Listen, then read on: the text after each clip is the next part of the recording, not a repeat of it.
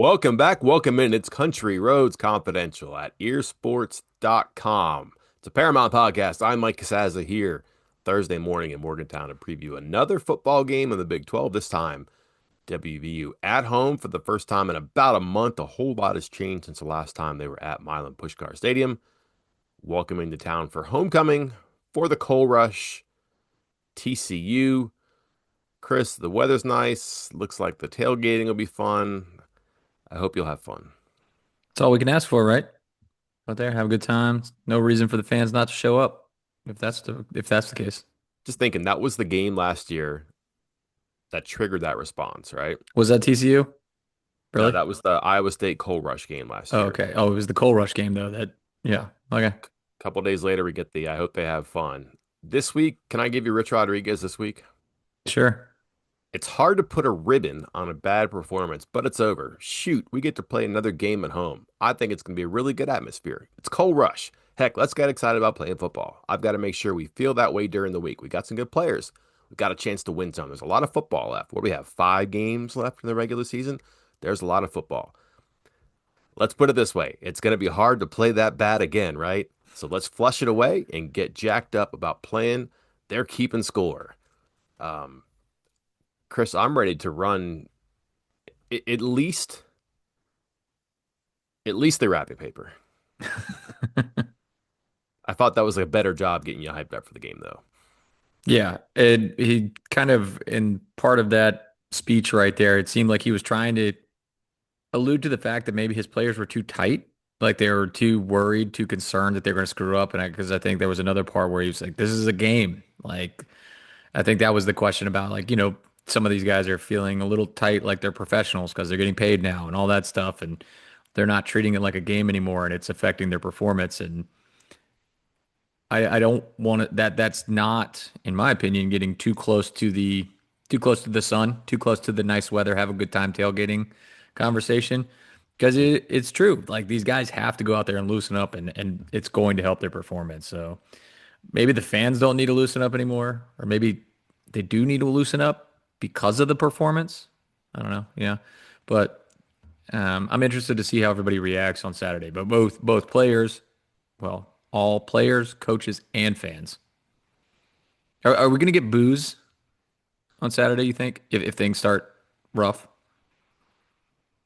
Spell booze for me. I know we're going to get booze. I know we're going to get booze.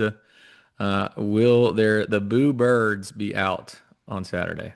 Yeah, if they go 6 straight first quarters without a point, you're probably going to get some rain from the profane clouds above you there. Speaking of booze, Hmm. Daily Athenaeum, fantastic campus newspaper. West Virginia sold $2 million in beer in 2024. Think we can agree that wasn't the best season in the stands. Had a Right. huge home game, Penn State. This one has Pitt. That's pretty big. Attendance, I believe, is bigger for Penn State. Certainly a better opponent qualitatively. Um, do you think they hit that number this year if they continue on this track, or if they turn around, they end up like 5-7 or 6-6?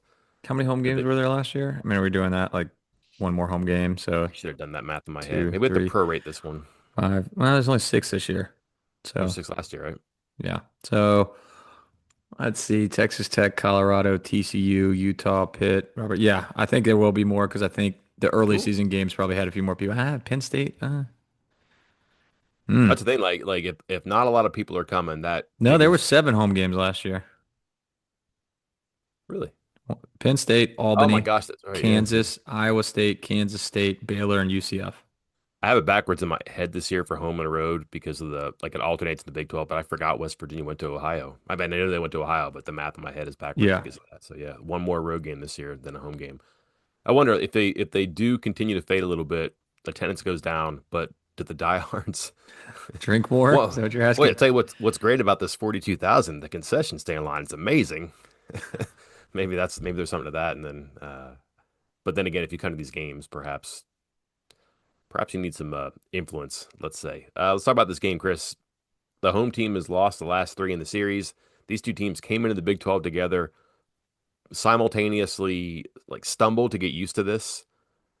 TCU's just been better. Even before they played for a national title game, and I understand they fired their coach too.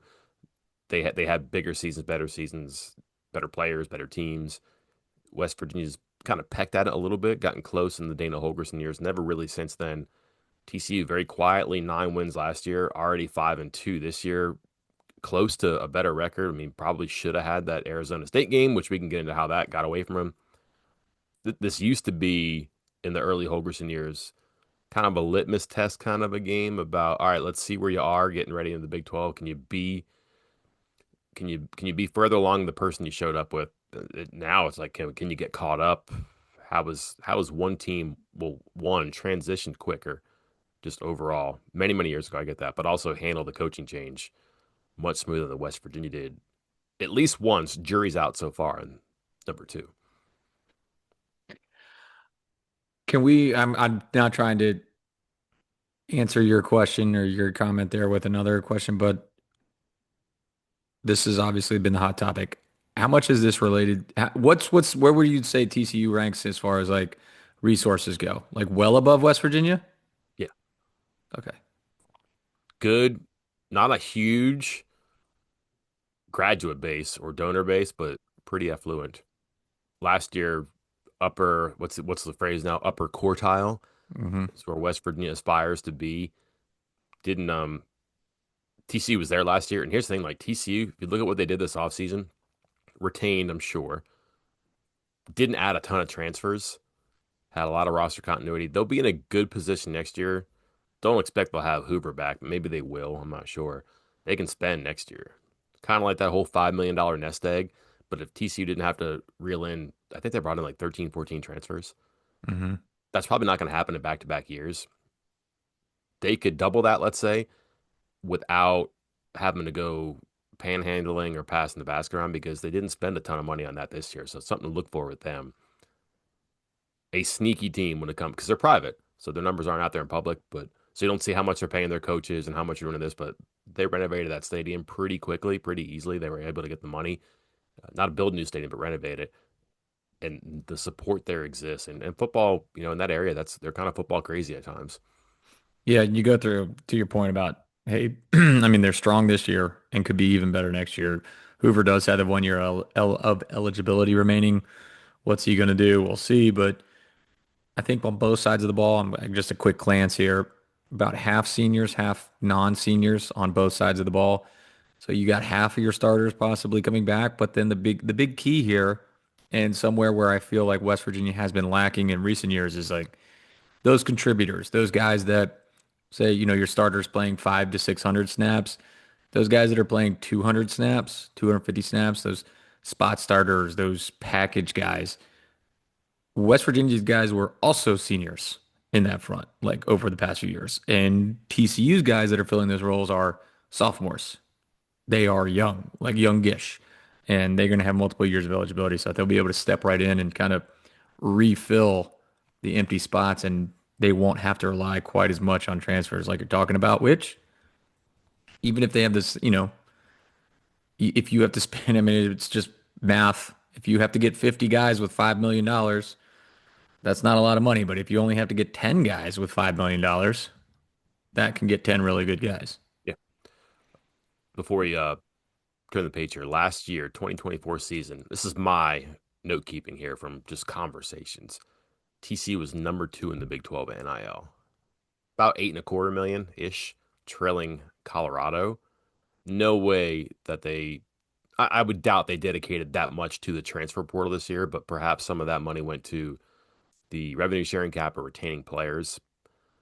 Not far for them to get to, let's say, 10 million.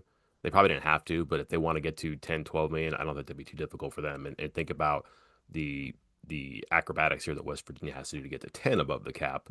I think it's to answer your question, just easier at TCU right now. Yeah. Easier on offense or defense for us to break this game down, Chris? Where should we begin? Mm, let's go TCU offense, since we've already kind of alluded to Josh Hoover and some of what they do over there. All right, it starts at Hoover. Yeah. We're sure he's good. I've I think I don't know. He's not quite. Who was I thinking of that I was there was some guy that maybe it was for Texas Tech. Maybe it was Baron Morton where I'm like, I'm all in, I'm all out. I'm all in, I'm all out. Mhm. Um, Hoover's a guy that I think last year I was like, I am in on this guy. This guy's going to be awesome. And then there was like a stretch there where I don't think he played that well. And I was like, all right, maybe I kind of hyped him up too much. And then we come to this season to start talking about previewing teams, and I'm looking at opponents. And I'm like, holy cow, he threw for 4,000 yards and had like a nice touchdown to interception ratio last year. That's where he ended. I'm back in. I'm totally back in. And I've probably gone in and out on him multiple times already this season. I mean, he's obviously an above average starter. I just think there are some inconsistencies in his game that kind of make me and others forget about him from time to time. He's listed at 6'2", 200. Hmm. I don't know about that. Um, Gets the ball batted down a bunch too. I saw him at Big 12 Media Day, and I was like, "Who's this guy?" And oh, that's Josh Hoover. When you think about Texas quarterbacks, just I know he doesn't play for Texas, but Texas high school quarterbacks, you kind of think of that statuesque guy. He can move a little bit, but I didn't think that was him. But now I'm looking at like 6'2", 200. I'm not sure about that. He's very good. He trusts his receivers. He trusts the scheme. So much of his stuff is on time. You can defend it though. Like he throws a number of contested passes. I don't know what the numbers are. I had to look at it, but I bet you that for a good team, it's an unusual number of contested passes and catches. But his guys, because the ball is on time and it's so much of his timing based, sometimes you're going to put that into peril. But their guys make plays. Chris, he has 14 turnover worthy plays. He also has 14 drops. Hmm. So his numbers could be much better and much worse this season. And that's kind of the thing with him here too, is that a guy who can sling it. They ask him to do a bunch, he can do it. He really throws like the numbers won't say this. He really throws the ball outside and like on time. But so much stuff is in the middle of the field too, um, and he's got weapons that he knows where he's going to find them. If you look at their snap breakdown for the receivers, one guy's always in the left, one guy's always in the right, one guy's always in the slot, and their tight end's very good too. So I'm not saying they're easy to scout, but it's easy for him to know where to go and what to expect. He's had some of these guys for a couple years. The one thing that surprises me is that Manjack came over from Houston. He's been good. I'm trying to think of the receiver's name. Jordan Dwyer came over from McAllister or Idaho. Lewis? Yeah. No, Dwyer came from Idaho. He's been really good. And McAllister came back, and I mean, he's probably one of the more unsung receivers out there, I think. Just very productive now in back-to-back years. But he's got new parts, but it just looks like it's been rehearsed, and they're very familiar with what they want to do. Yeah, I'm glad you brought up the inside outside stuff with him because he is essentially the inverse of like every other quarterback we talk about, where we Yeah. talk about these other quarterbacks like, oh, they love to throw between the numbers and they have a lot of success there, pack it in and force them outside. And meanwhile, Hoover, like all five of his interceptions are between the numbers. Like Mhm. he finds more success and completes at a higher rate than all the other quarterbacks that we've scouted before as far as West Virginia opponents go to the outside. And some of that's to your point about him just being a gunslinger and having a big arm. You mentioned the 14 turnover play worthy plays, the 14 drops, 16 big time throws according to Yeah. PFF's big time throws number. So, I mean, it's almost like I mean the lazy thing of at least my generation to say is like, oh, it's a Brett Favre like kind of quarterback where you're just slinging it and 50-50 chance of it being an amazing play or a turnover. But that's kind of what the numbers back up as well. Um, 13 for 30 on deep throws, too. West Virginia has a hard time defending it. You got to figure you're going to see shot plays here. yeah. His QBR in wins. He's going to be the biggest factor here, obviously. Like I mean, quarterbacks usually are, but his wins QBR. I mean, you getting above 60, like that's pretty good game as far as QBR numbers go. Here's the wins: 72.4, 76.1, 81.8, 87, 97.3. And his losses 40.8 and 29.2. Like, I Yeah. mean, again, when it's good, it's great. When it's bad, it's really bad. And, we'll see what happens with him on Saturday. But West Virginia's secondary, unfortunately, at least of late, has not been the one that makes you think they're going to um, force him into one of those bad games. Offensive line, okay. I mean, nothing great. They have good players, some continuity there. I think they might have had one transfer. They don't run the ball very well. We can discuss that. But what's cool about Hoover, I think, again, everybody knows where to go and where he knows where to go find him. But again, Dwyer, Jason Eck, Idaho, came up about 1,100 yards last year. Really good FCS receiver. But you're kind of rolling the dice. And he leads them in receiving, releasing receptions, healthy yardage, yards per catch, touchdowns, all that. And he's on your left side. That's their deep threat, I think. I mean, I think personally McAllister's, like I said, a really good player, but just watch this here. Deep throws, Chris, the time to throw, probably longer the better, right? Sure. It takes time to get down the field. Deep throws to the right, 3.11 seconds. Okay. Deep throws to the middle, 3.05 seconds. And again, you're going to find most of the time on the right, you're going to find McAllister. Middle, Manjack maybe, but maybe it's the guy on the right posting into the middle or the guy on the left posting in the middle. Deep throws to the left, Chris, 2.39 seconds. He knows he's going there. Yeah. Like that guy's going to get open and he knows he's going to beat that corner or they have something drawn up or it's trust. And again, that just makes me think that, and you can watch it too. Like he's targeted a bunch on the left side. Speaking again of Dwyer, but to get rid of that quickly on deep balls, one, he's fast, and two, they know it's going to be there, or he just has the trust it's going to be there, and he's not afraid about putting up and letting his guy go make a play. I just think you're going to see them challenge West Virginia's secondary because why not? They're engineered to do this too. Um, yeah, that's all I think about when you said the 2.3 and the quick throws to the left. I was just imagining in my head like, oh, that's the quick go route to Bryce Ford Wheaton on the left Yeah. side. Just turn, throw left, deep. He'll run under it. We'll be good to go. You mentioned the offensive line. Yeah, like kind of meh. Like they don't give up a ton of pressures on the quarterback. They don't run block particularly well. At least they don't run very well. Their PFF grades are kind of low, but again, it's like where's the issue? You're trying to figure it out. I mean, Quentin Harris is one to keep an eye on. He was a guy that didn't start to begin the year, kind of got pushed into the left tackle role, was really bad, and now he's starting at right tackle. That's never a good thing when you have to do that.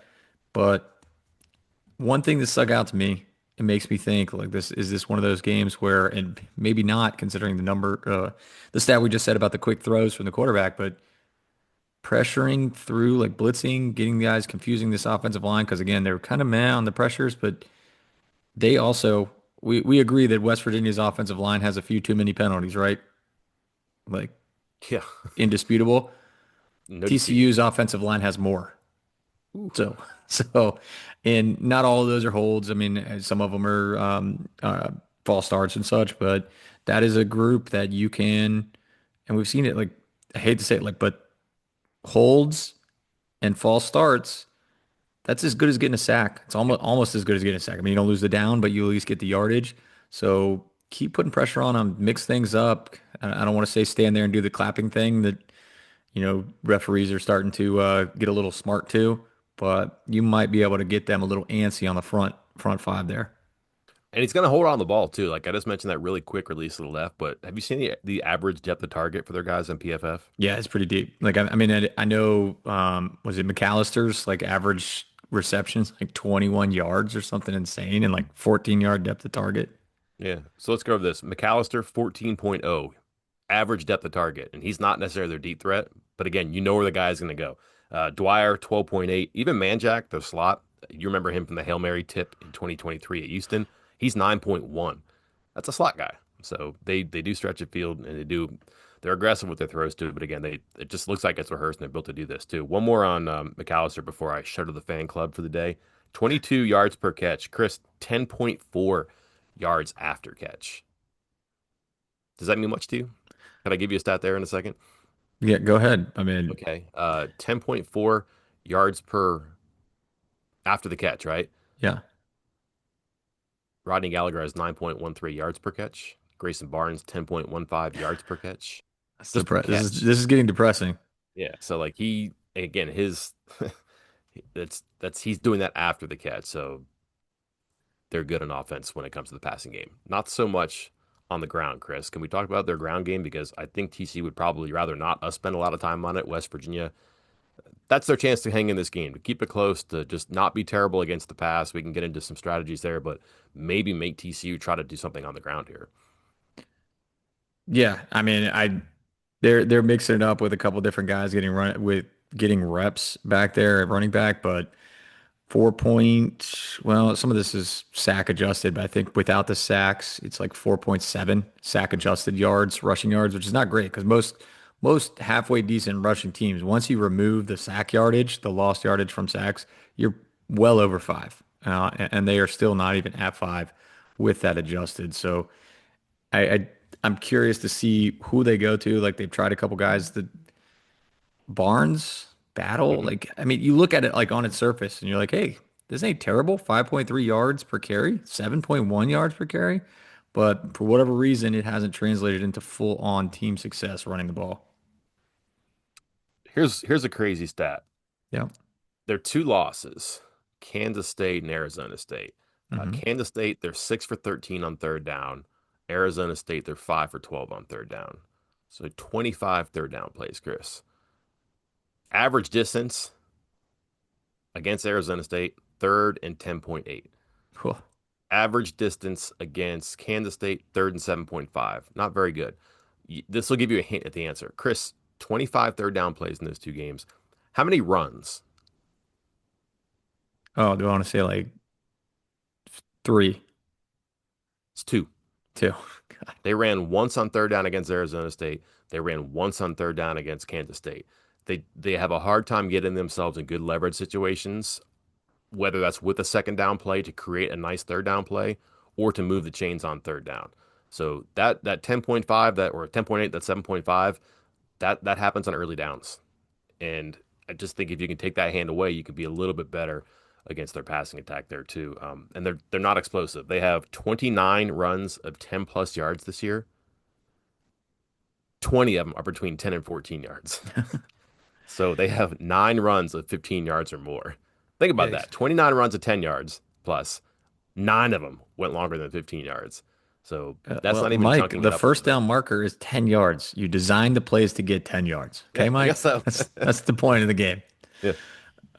You know what's crazy? Because like you're right. I saw the splits like about their third down play calling like as the season as a whole, but I hadn't broke it down with those two games. Those numbers are wild. Um, TCU still ranks number 11 in the country in third down conversion rate. Yeah. Like, and it's all almost exclusively. Usually, when you see those schools that are near the top of that list, it is a heavy running team that gets into third and short situations and converts the easier situations.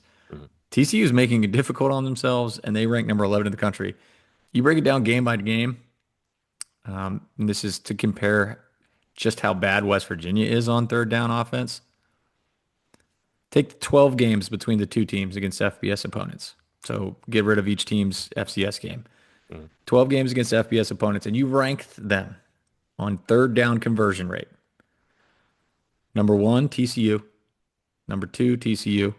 Number three, TCU. Number four, TCU. Number five, TCU.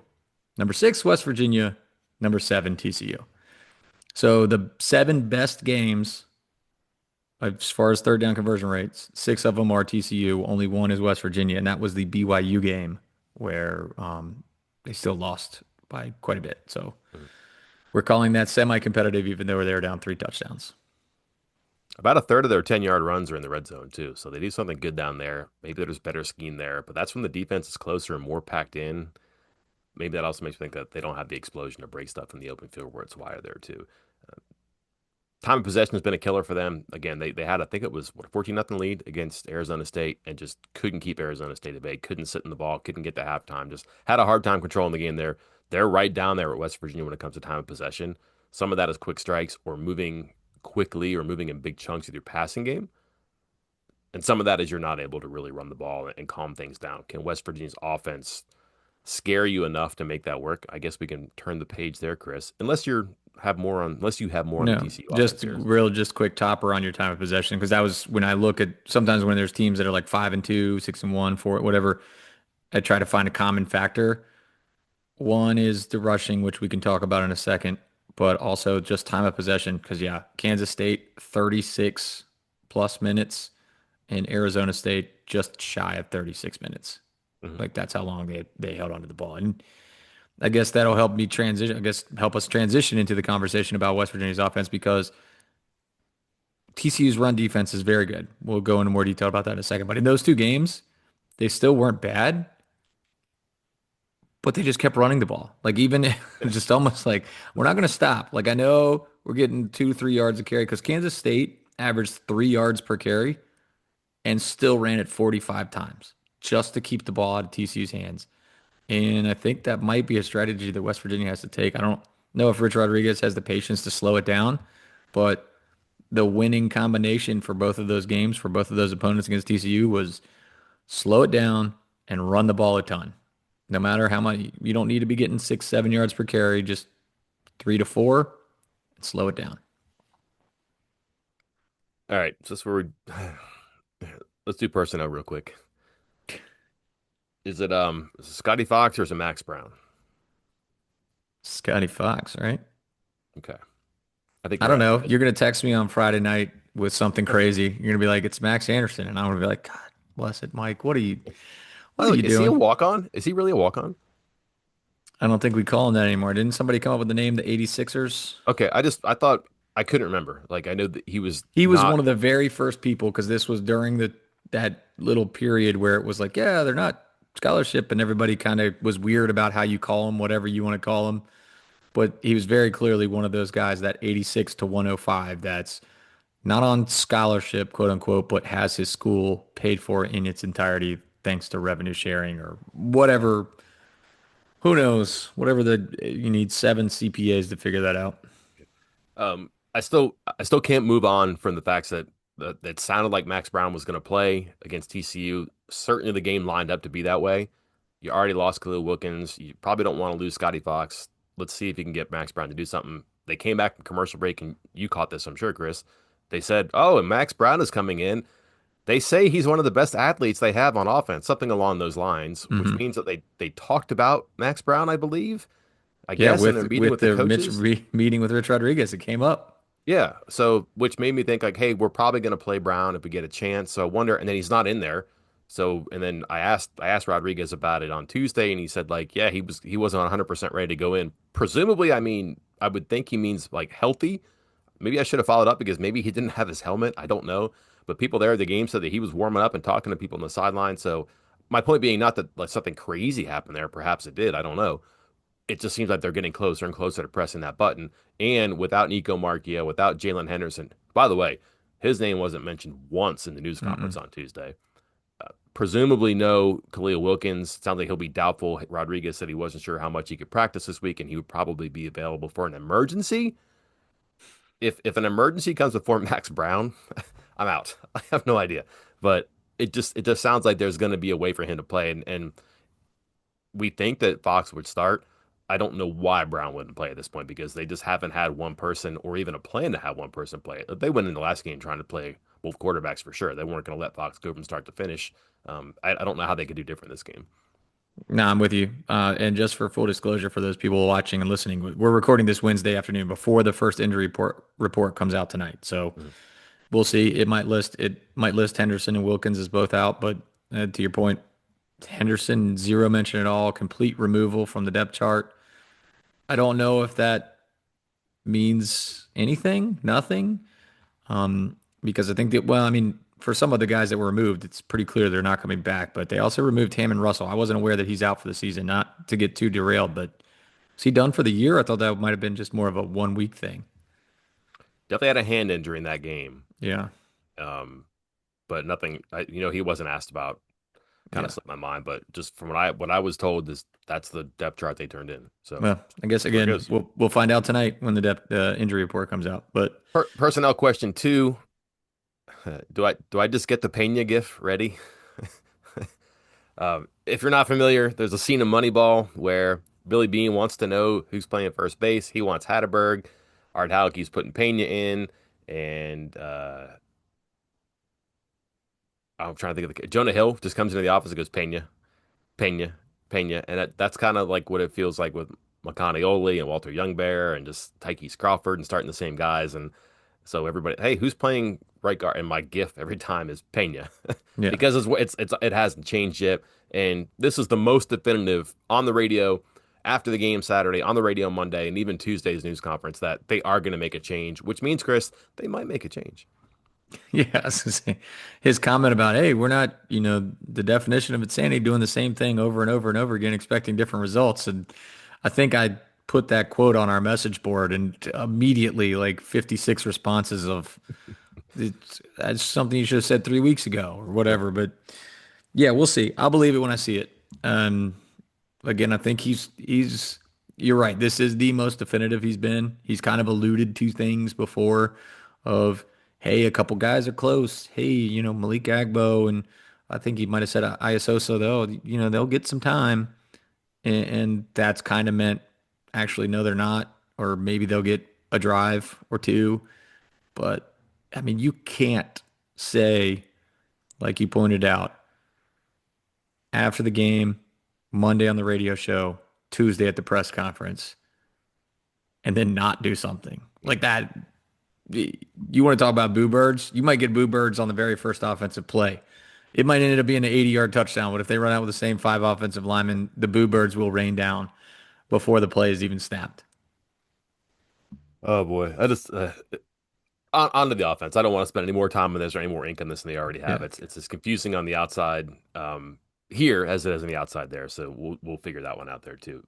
I would assume that some hands are available. I was going over the stark contrast here, Chris, about playing time and all this stuff. I mentioned on Monday's podcast, I think it was 6 people didn't play in the game, 2 were on special teams. One of them who didn't play that traveled was Clay Ash. He's starting games a couple games ago and your feature role. And again, maybe he was undercooked and he wasn't ready for it, but he was the best answer at the time. Bowers now is in front of Hubbard. Who knows how that lines up? Haven't seen Tyler Jacklett yet. Um, Obviously, Ty Edwards, Jaheim White out for the year now. Boy, it'd be a heck of a day to have a run offense because that's what they do. But if they can't run it against a really good rush defense, and maybe they don't have the horses to do it, that puts a lot in the quarterback in the passing game. And that's kind of where TCU's weakness is. They're very good against the run. They do not rush the passer well at all, and their coverage is middle of the pack. Overall PFF number 24 on defense, but that's really brought up by the rush defense. When it's in the air, that's that's their weakness, I guess. I don't know if or how West Virginia can exploit that though. Yeah. 92.7 PFF grade on run defense. That's number six in the country, seven in the country. They have the least number of missed tackles in the Big 12 conference. I'm going to have you guess, unless do you already know how many missed tackles they have per game? I knew they were lowest because I've been adding up how many West Virginia has, and it's the worst. I don't know what their average is though. So an average team, I think, is, like 12 to 15, somewhere in that range, and then bad is more than that. TCU is eight missed tackles per game. Eight missed tackles per game, according to PFF. So pretty good. Pretty good on all three levels of the defense as far as tackling goes. And yeah, I mean, it's kind of weird because it seems counterintuitive of, hey, they're one of the best run defenses in the game. And 2 minutes ago, we said the common factor in the two losses were teams ran the ball 45 times on them. And it's just because you're just not giving up. You're just trying to eat the clock, keep the ball out of Josh Hoover's hands and the TCU offense's hands They have 2 really good players. Like Bud Clark's been one of my favorite players for a long time. Just fun to watch. Does he for like seems to have a seven nose for years. How long's he been around? sure? Yeah, Dr. Clark makes some good plays though. Man, Jamel Johnson, he looks like one of the best safeties. I mean, in the Big 12, maybe beyond it, and his grades back it up too. But he's third in the team in tackles with 55. Chris, he has 19 run stops as a safety. He also has 4 picks. He if you watch the SMU game, he was great against SMU. He was the difference in that game. A really good competitive game. To get 2 picks was great against the run. And he's just rushing downhill and making plays in the run game, but he can cover too. And Andy Avalos 4.25 defense used to be really good at Boise State, and this is his second year there, and he's kind of got it figured out a little bit, especially when it comes to up front. But where do you look here if you're into advantages here, if you're into trying to exploit something, if you're West Virginia? Um, there are openings, I guess, if you can pry them open. Yeah. Did West Virginia find a quarterback that can pass the ball? Max Brown, give me Keen. Yeah, man. Do we know what the record is for most quarterbacks played in a season? Nobody started 4 this year. Only 2. One other team has played 5. I want to say it's Florida State. I'm pretty sure it's Florida State. No one started 4. Um, and I was going back in the annals of West Virginia history, and I wrote a story back when they started Millard, Hmm. Childress, and Trickett. It had been, I want to say it's like 20 something years since they started three. So, been a while. Okay. Yeah. I mean, there are some things if you can pass the ball, there are ways to kind of pick apart back there in the secondary, but it's tough. Yeah. I mean, you have to be really selective because they do force a lot of turnovers. Like they're not afraid to get in there and mix things up. Bud Clark, your boy. I did do a quick check, by the way. Class of 2020. This is his sixth year at TCU. And it seems even longer than that somehow because this is his fourth year of starting. Full-time starter, fourth full-time starting year. Hmm. Um, Already up to 13 interceptions for his career. And he's been a pain in West Virginia's side. I'm sure he'll be a pain in West Virginia's side again on Saturday. But unless West Virginia finds a quarterback that can accurately throw the football, I mean, I think the only hope here is to again take kind of the Kansas State approach and just hope and pray you can run the ball and just eke out enough first downs to eat up clock. Hmm. Yeah, it feels like a big handoff game. And if you get your quarterback run game to go, which again makes me think you might see both quarterbacks. They kind of fixed corner in the offseason in unusual ways. Again, not a team that depended a lot on the portal. We mentioned their two receivers. I believe Barnes is a first year guy from UTSA. So their offense has kind of been boosted, but their defense, again, second year with their coordinator, a lot of parts back, older players. They Wait, get wait. Vernon There's Glover the guys that come from UTSA can perform at their new schools. when they're on the field. Yeah, Okay. All right. helps. Sorry, didn't mean to interrupt. Just Anyways, they get Vernon Glover, a pretty good recruit. He missed last year. He's starting a corner for them. And then, Chris, they got one of the best junior college players, never mind corners in the country, Channing Canada. That's their mainstays there. They'll play a third one in there, but those two, 30 for 51 when they're targeted, 482 yards, just one touchdown though. You can get open against them. Hard to break them. They're 4-2-5. They're going to have those five defensive backs. They're going to be really crowded in the middle sometimes, but they've gotten good performances out of their corners. The trouble is that like when they've had trouble on defense, when they let Arizona State back in, uh, when they somehow let Kansas State find itself, they had a difficult time. I know the running numbers are what they were, but they had a difficult time stopping the pass in those games too. um, looking at their pass rush. I mean, it's not great. Like I think let's put it this way. I don't think they really convert some of these a lot of these pressures into actual sacks, but they have four guys with at least 18 pressures. You go through and look at the Big 12 conference and you look at um, everybody that has I think 18. I think 18 was the minimum I put on there on my list. And it was like, oh, there's one guy from Oklahoma State, there's one guy from Arizona, there's two guys from UCF, and oh my God, don't forget Texas Tech, the greatest defensive line ever. They got three of them. TCU's got four of them. In Devin Deal, Zach Chapman, Paul Oyewale, and Caleb Alarms. Or again, how many sacks they get out of that? According to PFF, they got 10 between the four of them. So okay, it's fine. Like that's pretty good. Couple sacks apiece. But that's where the problem is, I think, for opposing teams. That's where it can create a problem. Again, we talk about this a lot when there's one guy who's awesome. That's great, but you can scheme, you can run away, you can pass away, you can roll away, all that stuff. If you have four guys, and now not all four of them are going to be out there on the same at the same time. I believe like a couple of them obviously rotate in for one each other, but at least two, maybe three of those guys are on the field at the same exact time. That's a problem because you can't scheme for stopping three guys on a pass rush. And I think that's where West Virginia might run into some trouble if they end up having to kind of drop back and try to throw more than they want to. Yeah, what's the word in Avery Johnson? We've gone over his body of work, right? Hey, Uh, man, that's one I can say I did not flip flop on very much because I believe we were both maybe on the same page on this because yeah. he was like anointed the next great thing. And we were both like, let's hold on just a minute. Like, this guy hasn't done anything. And we're already calling him the next great quarterback. So, So he and Sam Levitt, 9 for 13 on third down passing, seven first downs. They both had three 30-yard passing plays. Those two combined for five separate stretches of five or more straight completed passes. just you can kind of get something going there, and especially with Arizona State, they're going to pass the ball first between Levitt and Tyson. That's what they want to do. So they got back in the game, and believe it or not, that's how Kansas State stayed in the front. They ran the ball like crazy that game, but they were able to convert 6 for 8 passing on third down.